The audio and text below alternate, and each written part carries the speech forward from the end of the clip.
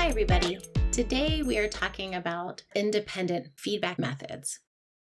I'm Christy Kuhn. I'm a program director at the Consortium for Public Education. For feedback, we're primarily in the testing phase. We're presenting our ideas, products, or processes, and we're testing these ideas and asking for feedback. Today, we are going to go over these 5 methods.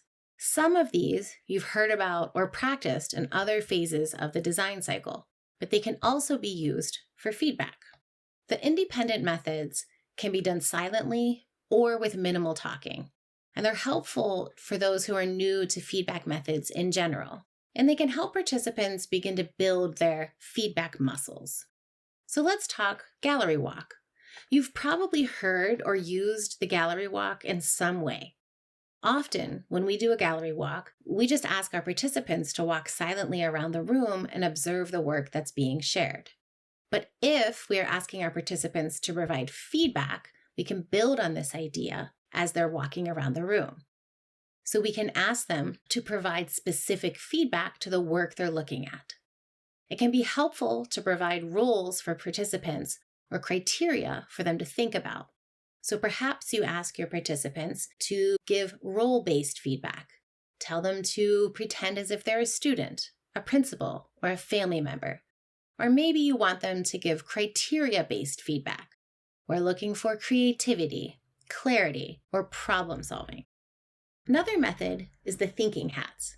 This is a great option for getting feedback from a variety of lenses.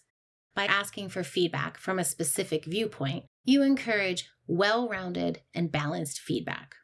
We usually use these 5 hats that you see in this image, but you can adjust them for your scenario. Assign hats to your participants, provide stickies that match their hat color, and then ask them to provide feedback from that lens.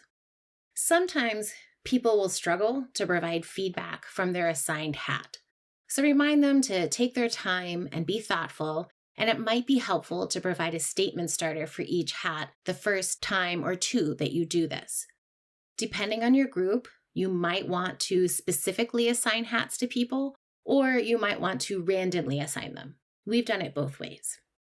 Now, we often use choice boards to encourage discussion or participation, while providing participants with some voice and choice in what they're doing. But you can also use a choice board for feedback. So this is a helpful option for folks who are new to feedback, and it can be done independently. I use this with my college students when they're peer reviewing essays. I always tell them to pick 3 different options, and they always end up doing the whole board. Now, more than likely, you are familiar with Rose, Thorn, Bud. This is one of our go-to HCD methods. But it can also be utilized to provide feedback. You can use Rose, Thorn, Bud anonymously, one-on-one, or in groups. You can use sticky notes, Padlets, or even handouts with columns. I particularly like to use Rose, Thorn, Bud as a feedback method when looking for feedback on an experience, say a field trip with students, or a PD session with teachers, or a process, say reflecting on the setup for a major event. Now, the structure of Address and Impress encourages balanced feedback. For this method, you simply provide Post-its, small pieces of paper, or a digital whiteboard, and ask participants to provide 2 pieces of feedback.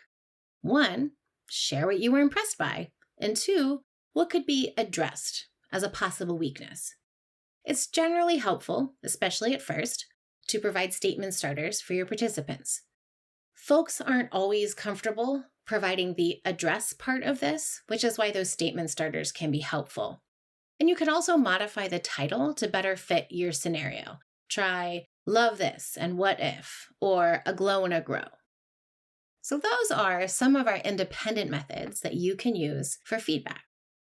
The gallery walk is a great introduction to feedback and can be done fairly quickly and anonymously. The thinking hats is a great option to be paired with the gallery walk, and it provides an opportunity to push your participants to provide feedback from different perspectives. The choice board can also be done anonymously or one-on-one and can lead to informal discussion or reflection afterwards. Rose, Thorn, Bud can also be done in a variety of ways, anonymously, one-on-one, in a group. Consider pairing Rosethorn Bud with one of the protocols that we'll be covering next. And Address and Impress pushes folks to provide balanced feedback, helping them to build those feedback muscles. Thank you.